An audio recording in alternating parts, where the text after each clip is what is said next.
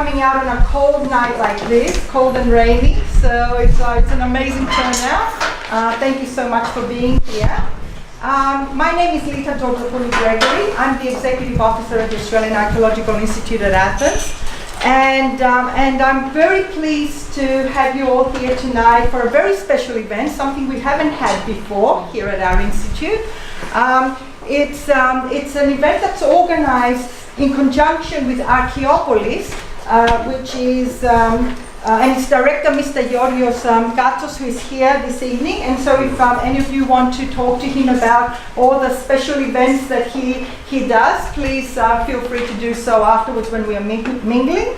Archaeopolis is a pioneering initiative that aims to bring to life in the present ancient Greek activities, habits and customs through playful and well-researched, historically accurate activities.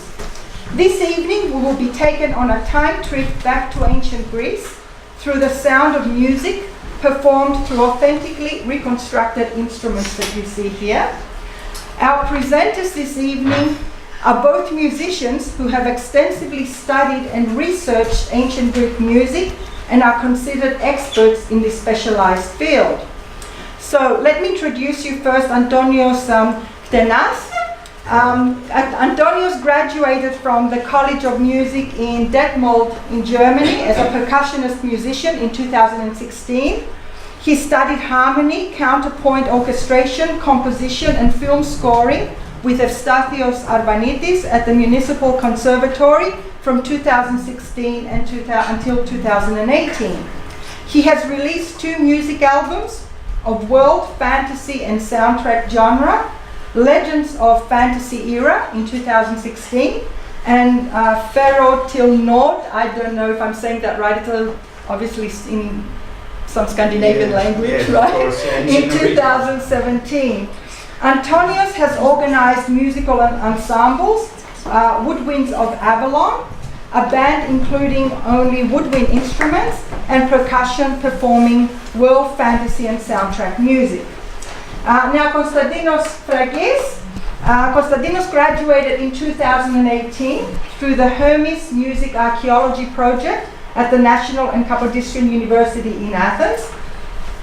The Hermes Music Archaeology Project provides training, both theoretical and practical, to young musicians and educators in the reconstruction and use of musical instruments of Greek antiquity.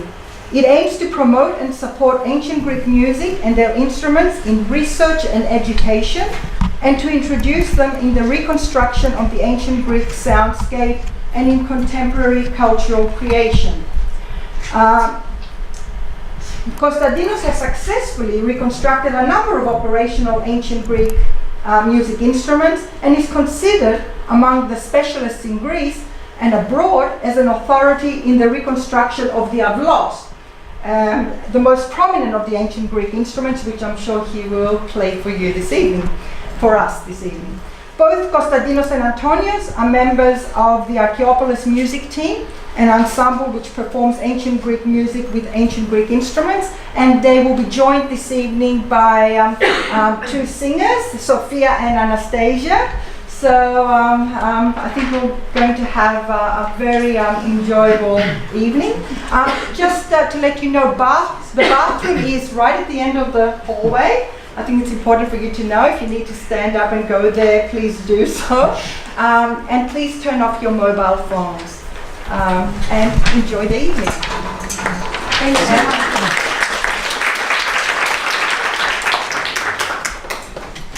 So let's begin.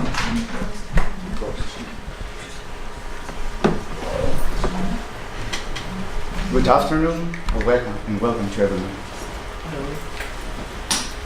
Me and Kostas today will talk about the ancient Greek music, but most important of all, we'll show it in practice. We have our instruments here, we know the music theory, at least some things about the ancient Greek music theory, not all of it. So, Kostas, can you tell us what was music in the ancient Greece? Music in ancient Greece was very important. It was We have musicians in every vest, athletic events, at the war, at work. It's almost everywhere. This instrument was played by professionals, like Kostas here. We can show you You can see the instrument. there are two pipes, and they have cans, reed. It is a double reed to blow to produce the sound that gives us the pipe, and you use it like this.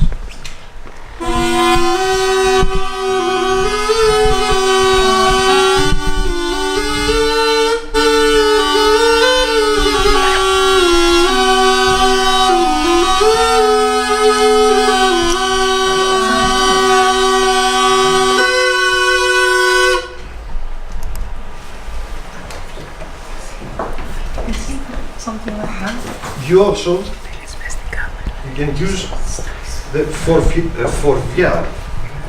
You have to use it.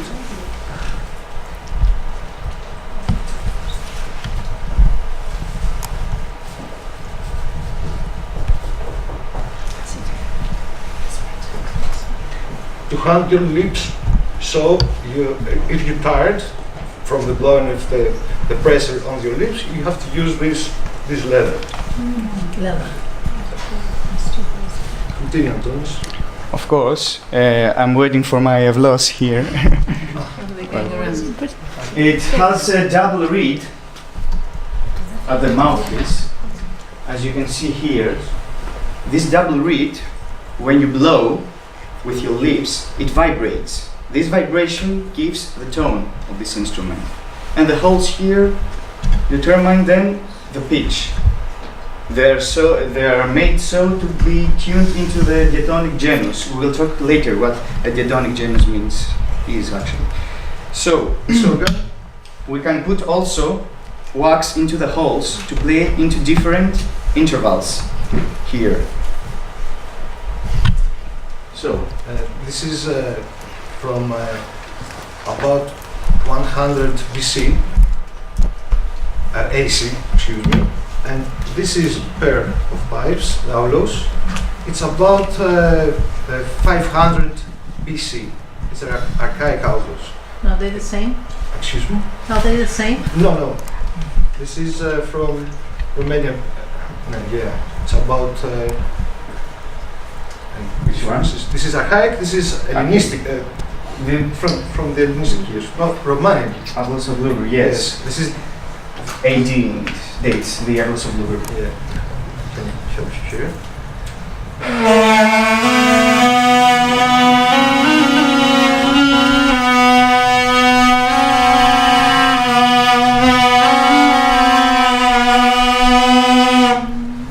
This is more ancient. The avlos is an instrument that plays polyphony. What means polyphony? It means that it plays more than one note, two notes together. We'll talk later about how this polyphony works, how it worked in ancient Greece. So I'm waiting for the other avlos to. You want to see? Give the other version.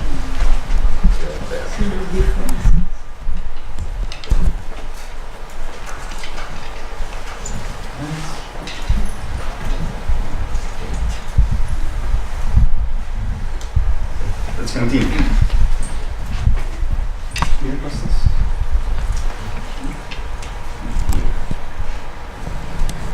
So now that we know the avlos, we can go further and talk about the avlody. What avlody is? A vocal chant accompanied by avlos. The voices could be one or more according to the needs. The same holds for avlos. It can be one or more avlos players. This combination was used mainly in hymns, paeans, epinikions, hyporhemas, elegies, tragedies, and comedies in the ancient theatre. With the addition of a kithara as an accompanying instrument was called al-kitharody, avlos and kithara. we'll talk about later what kithara is. So before showing you an example of the melody with Kostas, we should first talk about the lyrics, because we should first understand the ancient Greek language into the music. So, the ancient Greek language is made to be recited melodically. The type of vowels define the rhythm duration, and the verbal intonations define the melodic movement. In the ancient Greek metrics, we have two types of syllables. We have the breve, a U-shaped symbol, and the macron, a dash-shaped symbol. One macron equals two breves, which means if we have a duration of a macron, we have the breve, two of them. Breve, macron, breve, macron. But we can show it better into the score. We have here the score for you. These are the macron. A half note and quarter note is the breve. We will have 4 quarters. So we have macron, breve, macron, breve, macron, breve, macron. So how it was used in the ancient Greek language? It was the syllables were used into the vowels. Each vowel is characterized as macron or breve. We have the short vowels, which in the ancient Greek language is the omicron, and it's pronounced as O. We have the epsilon, and it's pronounced as E. And they are both breves. We have also the long vowels, which are omega, which is pronounced as O, open, like a, but more O, not O. O is omicron. We have the eta, which is macron, both of them. The eta is pronounced like the epsilon, but more open. We have the short and long vowels. We have the alpha, and it's pronounced as A. We have the iota, and it's pronounced as I. We have the epsilon, and it's pronounced as I. They can be both macrons or breves. And we have the differs. Can you tell us, Kostas, about the differs? The differs. We have alpha iota, that can we say I, and more quickly it's something like we can say I, something like this. We should tell that the archaic pronunciation, many believe that was very different than the Hellenistic pronunciation. But it helped us in art to use it with the poems and with the time. So, can you explain us the... Yes, we have alpha, epsilon, au, epsilon, iota, a, something like a, epsilon, eu, omicron, iota, oi, omicron, epsilon, u, eta, epsilon, eu, epsilon, iota, ui, alpha, with an I under. It is Iota. iota. So I, eta with hypogrammatic A, and omega with hypogrammatic I. These symbols were used from the Eastern Roman Empire to understand the ancient Greek language, actually. So, we continue with the accents. Accents were used in the ancient Greek language. Their purpose is to define the pitch of a melody. Not exactly. The accents were used also from the Eastern Roman Empire. The reason, because it was a large empire, and the many nations that were included should understand the Greek language of that time.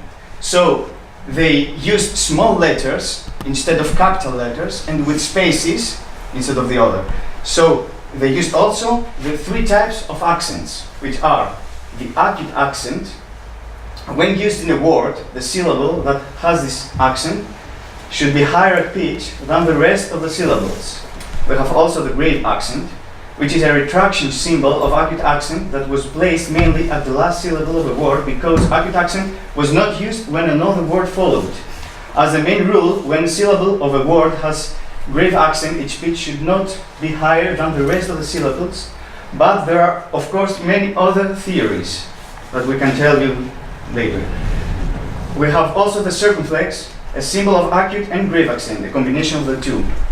Used mainly on macron syllables, where the pitch should be raised and lowered afterwards on the same syllable.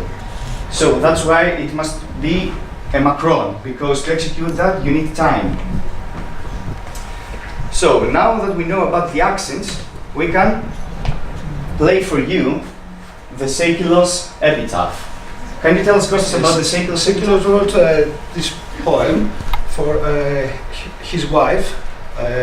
She died, so he wanted to sing something for her. And it says, Όσον ζεις πέμου, while you live sighing, μηδέν όλος συλληπού, have no grief at all. Προς ο λίγον εστί το ζήν, life exists only for a short while, το τέλος ο χρόνος απαιτεί, and time demands his due. Here we can see the symbols for the notes in the ancient Greek way. Okay? This is the Hellenistic pronunciation, not the archaic. Because it dates AD.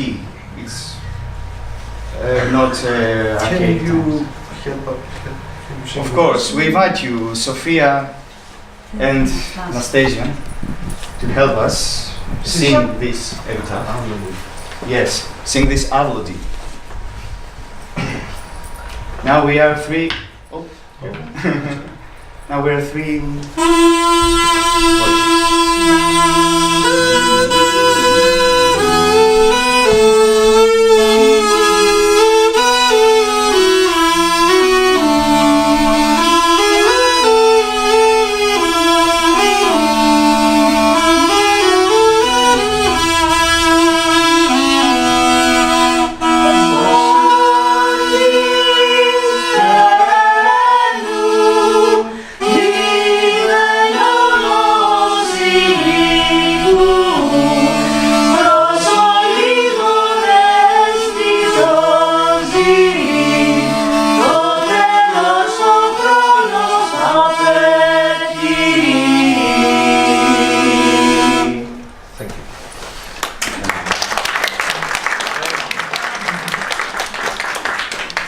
So, let's continue with the seistrum.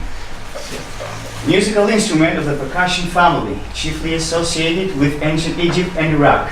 It consists of a handle and a U-shaped metal frame made of brass or bronze.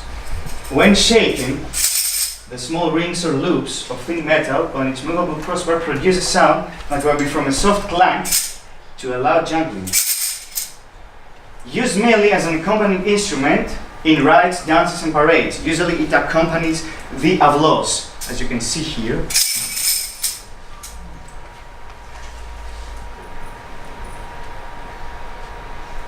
So,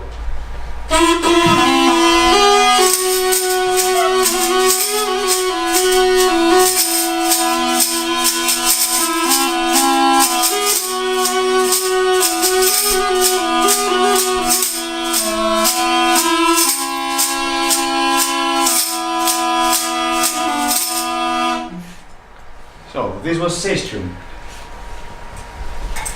And we will continue with the crotallum. Sorry. In classical antiquity, a crotallum was a kind of clapper or castanet used as pairs with two hands, as you can see here. Used in rites, but mainly from the horos, which we'll talk later, which very often accompanied with crotallums the avlos player. So let's accompany Kostas now.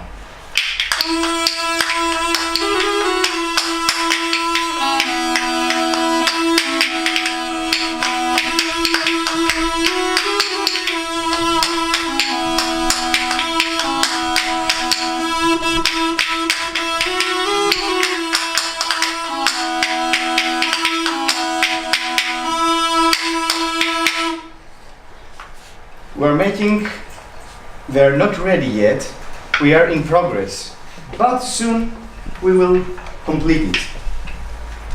So let's continue with the timpano. Can you tell us, Kostas, about the timpano? A type of frame drum. It was used in rites and rituals mainly from women. It was an accompanying instrument which was never combined with tonal instruments. The reason is this.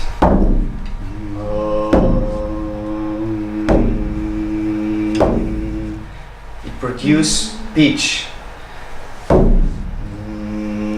And the skin is not well tuned because of humidity. But this pitch disturbs the tonality of the tonal instruments. That's why we believe is the reason that they didn't use it with them. So we don't know much about. They use it like the sistrum in rites and rituals and something like this, but they were playing them alone.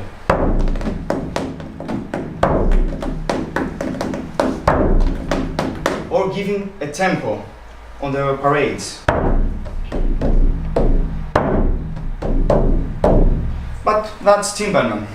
So let's continue with the choir. Originates from the ancient Greek name horos, which was initially a group of men and later of both men and women. Each size was determined according to the needs. There could be 2 men, 6, 20, depending. At the ancient Greek theatre, the horos had the part of the chorus, dance and drama at play. So, today we do not have a horos with us to show you, but we invite you all to be part of the chorus. So I brought here these copies for you, so everyone can sing with us.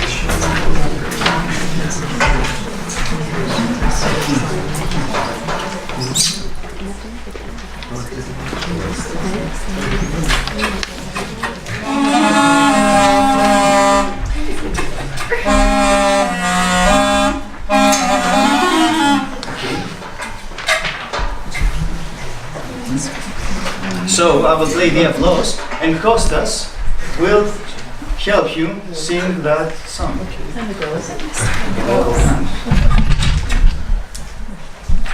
This is from Euripides, choral tragedy, from the tragedy of Euripides. Antonis Bakhai, make the melody. of course, from the poetic meters, because that's how they made the melodies. Like we talked you before about that. There were the melodies in the ancient Greece were formed from the breves and the macrons that we told you before. So that's how the melody was composed. Let's go. We have. You want to sing with us the first 2 meters for exercise? First two.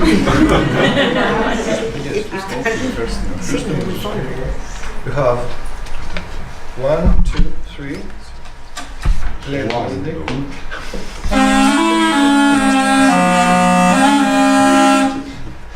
Ασίας από γας. 1, 2, 3.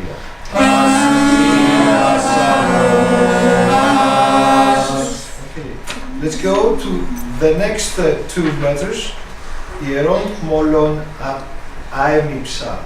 It's a Amepsa Saplazo with the next 5th meter. Play as the melody, please.